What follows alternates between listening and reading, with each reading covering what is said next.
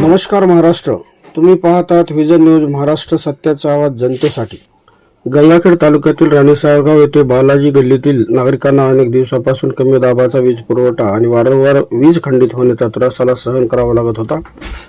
मात्र आता या समस्येला अखेर दिलासा मिळाला असून परिसरात नवीन 100 AKV क्षमतेचे रोहित्र बसविण्यात आले आहे। पाहूया विशेष रिपोर्ट।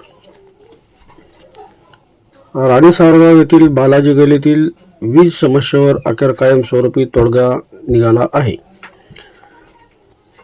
विजन न्यूज गंगाखेड विधानसभेचे विकासभिमुख आमदार डॉक्टर रत्नाकर गुट्टे यांच्या मार्गदर्शनाखाली आणि जिल्हा परिषद सदस्य अल्ताफ सय्यद यांच्या सातत्यपूर्ण पाठपुराव्यामुळे या ठिकाणी नवीन 100 AKV क्षमतेचे रोहित्र बसविण्यात आले आहे।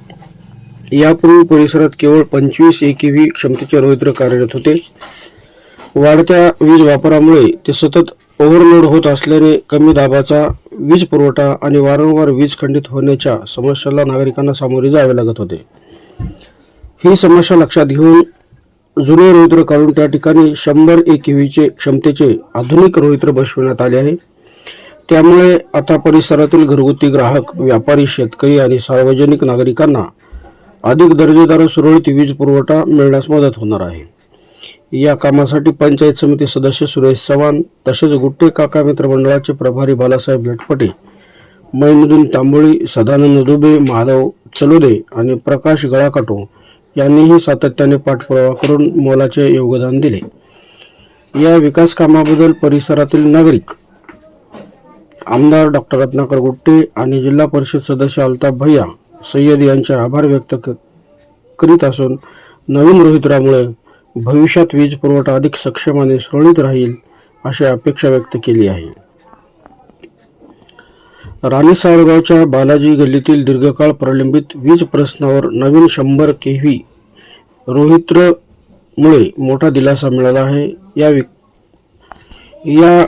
100 AKV रोहित्रामुळे परिसरातील नागरिकांना अधिक दर्जेदार आणि अखंड वीज पुरवठा मिळण्याची अपेक्षा व्यक्त केली जात आहे। विजन न्यूज गंगाखेडसाठी मी गंगाधर कांबळे।